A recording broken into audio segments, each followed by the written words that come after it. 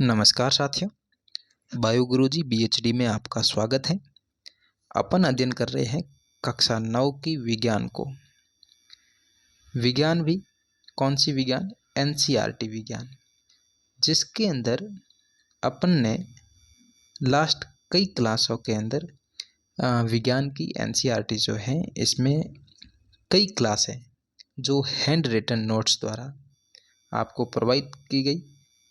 Hand written के द्वारा जो आपको प्रोवाइड की गई है उसके अंदर अध्याय 1 से अध्याय 14 तक पूरी क्लासें अपलोड की गई है।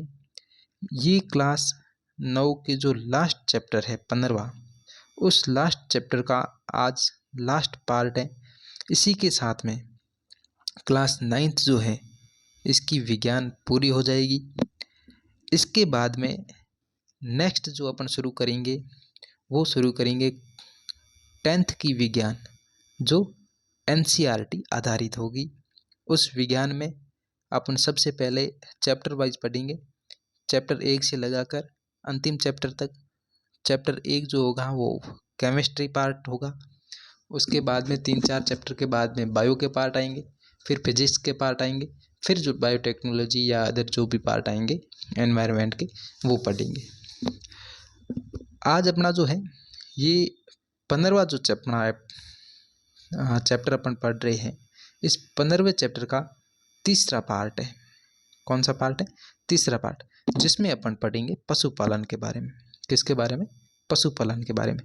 इससे आगे वाले जो 2 पार्ट अपन ने पढ़े थे वो पढ़े थे अपन फसल के सुधार के बारे में, कि फसल में सुधार कैसे किया जाता है, फसल प्रबंधन कैसे किया जाता है, और फसल का स्टोर कैसे करते हैं, भंडारण कैसे किया जाता है, अनाज का भंडारण, प्रबंधन, सिंचाई, इन पोषक तत्वों, इन सभी के बारे में अपने लास्ट 2 पार्टों के अंदर बात की थी।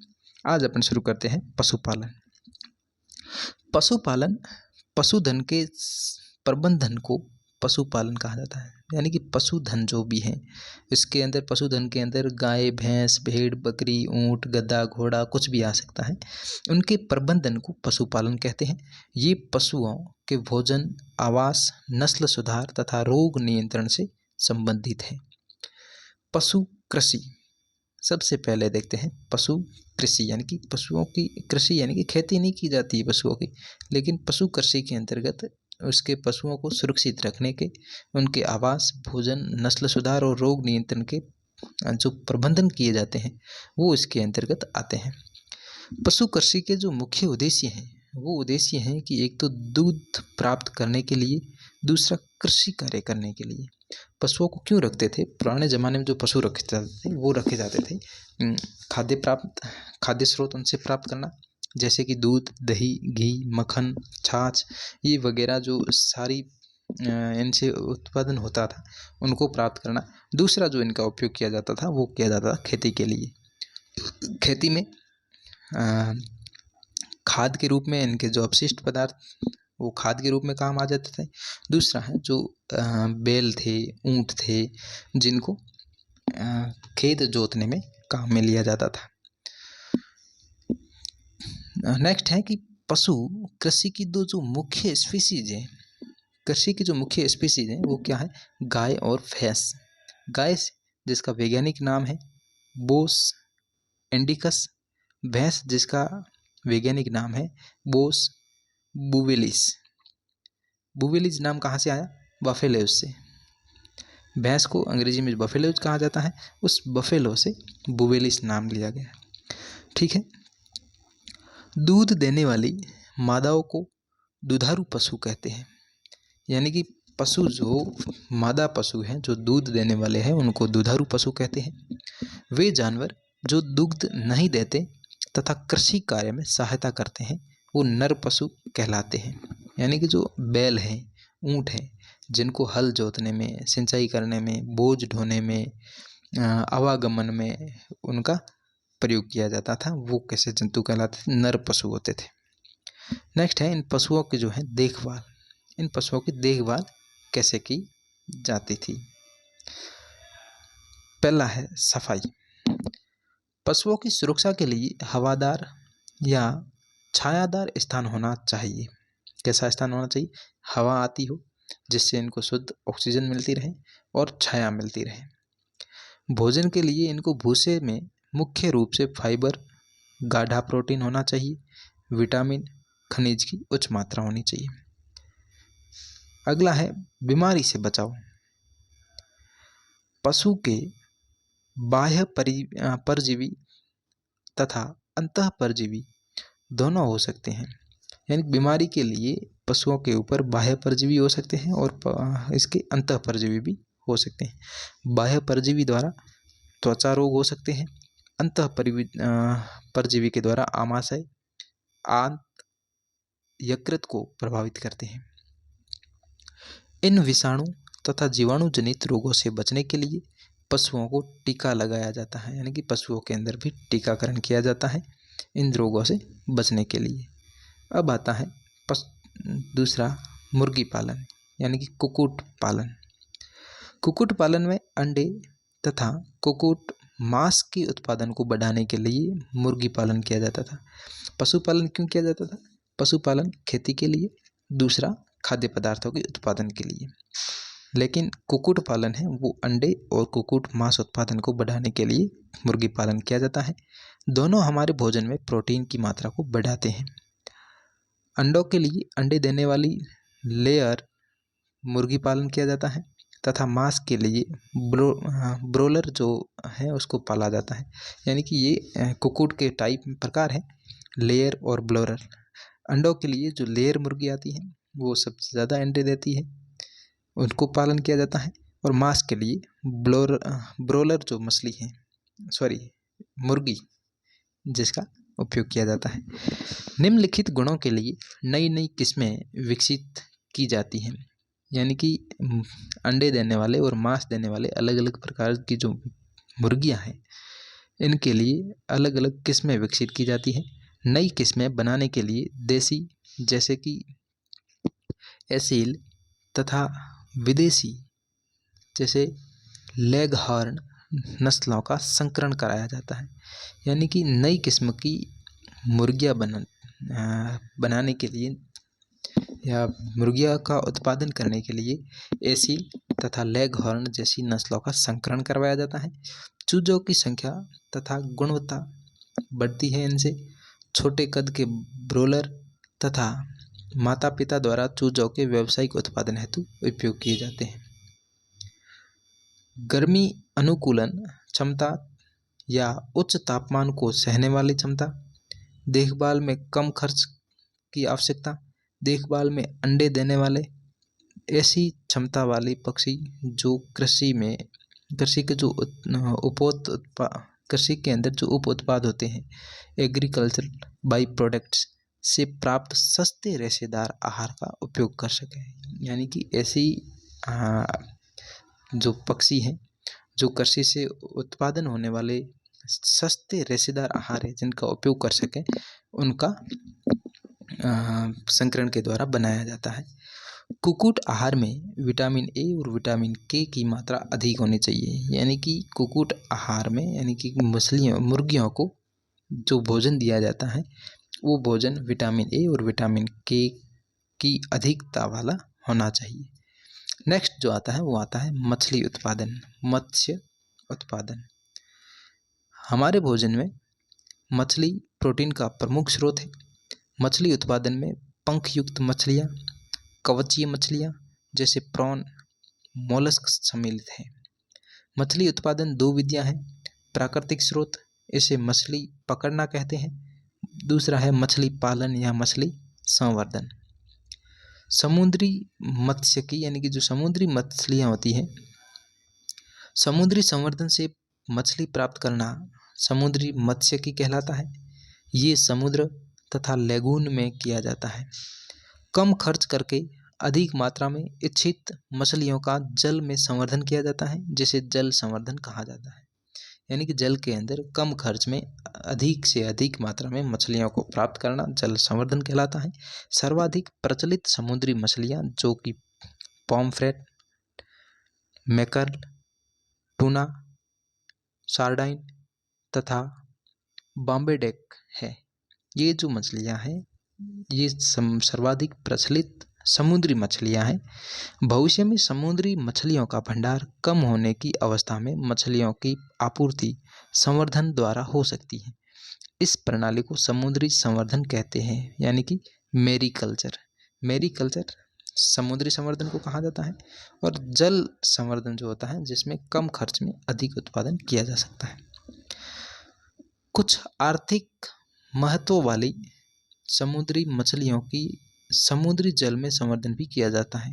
आर्थिक महत्व वाली जो मछलियाँ होती हैं उनके समुद्री जल के अंदर भी संवर्धन किया जाता है। इनमें जो प्रमुख हैं वो है मुलेट, भेटकी तथा पर्ल स्पॉट जो पंख युक्त मछलियाँ हैं। कवचीय मछलियाँ जो हैं जिसमें झींगा, मसल, ऑयस्टर एवं साथ ही समुद्री खरपतवार को लिया जाता है। ऑयस्टर का संवर्धन जो है मोतियों को प्राप्त करने में किया जाता है। ये इम्पोर्टेंट लाइन है कि कौन सी मछली है जिनका उपयोग मोतियों को प्राप्त करने में किया जाता है, जो ऑयस्टर। अगला है अंतःस्थलीय मत्स्यिकी। मछली संवर्धन ताजे जल में होता है। मछली का जो संवर्धन होता है कैसे जल में होता है?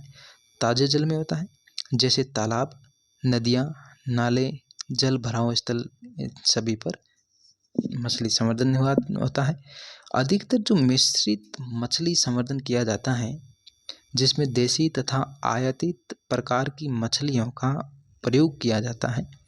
इनमें ऐसी मछलियों को चुना जाता है जिनमें आहार के लिए प्रतिस्पर्धा न हो और उनके आहार हैं वो भिन्न भिन्न हो। यानी कि मछली संवर्धन के लिए जो मिश्रित मछली संवर्धन किया जाता है उसमें देसी और आयातित ऐसी मछलियाँ का प्रयोग किया जाता है जिनके अंदर जो है आहार में जो भोजन डाला जाता है उसमें इतनी ज़्यादा प्रतिस्पर्धा, कॉम्पिटिशन नहीं होना चाहिए और उसका जो आहार हो सबका अलग अलग हो। ऐसे तंत्र में एक ही तालाब में 5-6 मछलियों की स्पीशीज का प्रयोग किया जाता है, यानी कि एक तालाब के अंदर 5-6 प्रकार की मछलियाँ डाली जाती हैं। जैसे कटला मछली जो जल की सतह से अपना भोजन प्राप्त करती है, रोहू तालाब के मध्य क्षेत्र से अपना भोजन प्राप्त करती है, मृगल तथा जो कॉमन कार्प है वो तालाब की तली से तथा ग्रास कार्प है वो खरपतवार खाती है। मिश्रित जल संवर्धन की समस्या यह है कि इनमें कई मछलियाँ जो केवल वर्षा ऋतु में ही जनन करती हैं। इनमें कई प्रकार की ऐसी मछलियाँ होती हैं जो केवल वर्षा ऋतु आती तब ही वो रिप्रोडक्शन करती हैं, जनन करती हैं, जिसके फलस्वरूप अधिक मछलियाँ तेज़ी से वृद्धि नहीं कर पाती हैं। ऐसी समस्या से बचने के लिए हार्मोन का उपयोग किया जाता है ताकि किसी भी समय मछली जनन के लिए तैयार हो, यानी कि मछली जनन करने के लिए तैयार हो, इसके लिए हार्मोनों का छिड़काव किया जाता है, हार्मोनों का प्रयोग किया जाता है जिससे वो तैयार हो जाते हैं।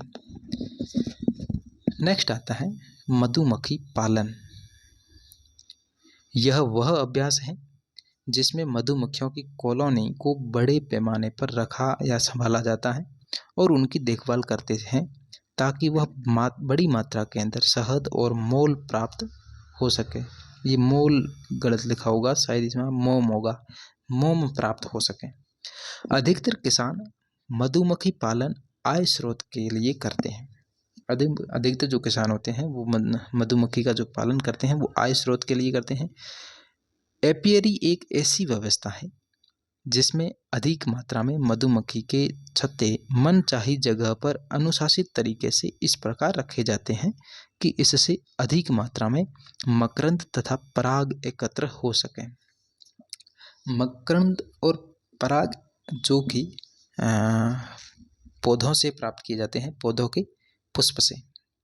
व्यावसायिक स्तर पर मधु उत्पादन के लिए देसी किस्म की जो मक्खी है Apis Serena indica, Apis Serena जो इंडिका है वो देसी किस्म की मधुमक्खी है। एपिस डोर्सेटा, एपिस फ्लोरी का प्रयोग करते हैं, यानी कि देसी किस्म की जो मधुमक्खियाँ हैं वो कौन कौन सी हैं? एपिस सेरेना इंडिका, एपिस डोर्सेटा और एपिस फ्लोरी का प्रयोग करते हैं। एक इटली मधुमक्खी जो एपिस मेलिफेरा का प्रयोग मधुमक्खी के उत्पादन को बढ़ाने के लिए किया जाता है। मधुमक्खी के उत्पादन को बढ़ाने के लिए एपिस मेलिफेरा का प्रयोग किया जाता है जो एक इटली किस्म की मधुमक्खी है। नेक्स्ट है चारागाह। मधुमक्खियां जिन स्थानों पर मधु एकत्रित करती हैं उसे मधुमक्खी का चारागाह कहा जाता है। चारागाह किसे कहते हैं कि मधुमक्खियां जिन स्थान पर अपने मधु को यानी कि शहद को एकत्रित करती हैं उसको चारागाह कहते हैं। मधुमक्खी पुष्पों से मकरंद तथा पराग एकत्र करती हैं। चारागाह के पुष्पों की किस्में शहद के स्वाद तथा गुणवत्ता को प्रभावित करती हैं। चारागाह के अंदर ये पुष्पों की जो किस्में हैं, अलग अलग पुष्प होते हैं, वो शहद के स्वाद और गुणवत्ता को प्रभावित करते हैं। मोम का जो उपयोग किया जाता है वो औषधि तैयार करने में किया जाता है। मोम का उपयोग इसमें होता है, औषधि में किया जाता है। ठीक है, इसी के साथ में अपना जो 15वां चैप्टर है वो पूरा होता है। और 15वें चैप्टर के साथ साथ में ये अपने क्लास 9वीं की जो विज्ञान है ये विज्ञान भी समाप्त होती है। इसमें अपन ने केमिस्ट्री पढ़ी, बायो पढ़ी, फिजिक्स पढ़ी, फिर एनवायरनमेंट के कुछ चैप्टर देखे। इसी के साथ में अपन ये 9th की बुक को कंप्लीट किया। पूर्णतः ये हस्तलिखित नोट्स जो कि NCERT बुक से लिए गए हैं। किसी भी तरीके के अंदर इसके अंदर कोई भी काम की जो चीज़ है उसको छोड़ा गया नहीं है। जो काम की चीज़ थी उस सारी काम की चीज़ हैंड रिटन नोट्स के अंदर प्रोवाइड की गई है। आप इसे ज़्यादा से ज़्यादा शेयर कर दें, प्ले लिस्ट को लोगों के साथ शेयर करें, अपने मित्रों के साथ में, दोस्तों के साथ में, अपने भाई बंधु जो बच्चे हैं जो क्लास 9th में पढ़ रहे हैं उनको गवर्नमेंट के अंदर, सरकारी विद्यालयों के अंदर में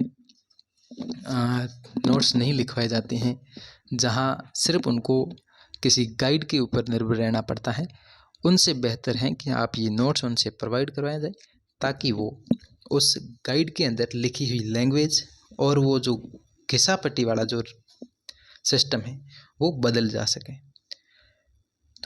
ठीक है, इसी के साथ में अपनी ये किताब पूरी होती है। नेक्स्ट जो आएगी किताब वो 10th की किताब आएगी। ये भी आपको बता दें 10th की जो NCERT है वो NCERT 10th की जो आपके सामने प्रस्तुत की जाएगी विज्ञान की, जिसके अंदर टोटल जो चैप्टर हैं, टोटल चैप्टर वो आपको ऐसे ही वीडियो के अंदर प्रोवाइड किए जाएंगे। सारे हैंड रिटन नोट्स हैं, किसी भी प्रकार की कोई आपको प्रिंट में फाइल नहीं दी जाएगी। सारी की सारी हैंड रिटन नोट्स वाली फाइल हैं जो PDF के रूप में है, इसको आपके सामने प्रस्तुत की जा रही है और ये आपके सामने बनी रहेगी।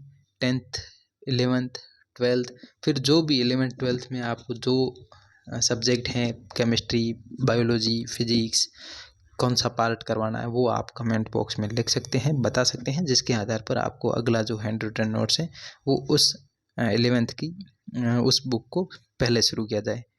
ठीक है, आज के लिए इतना ही। धन्यवाद। जय हिंद, जय भारत।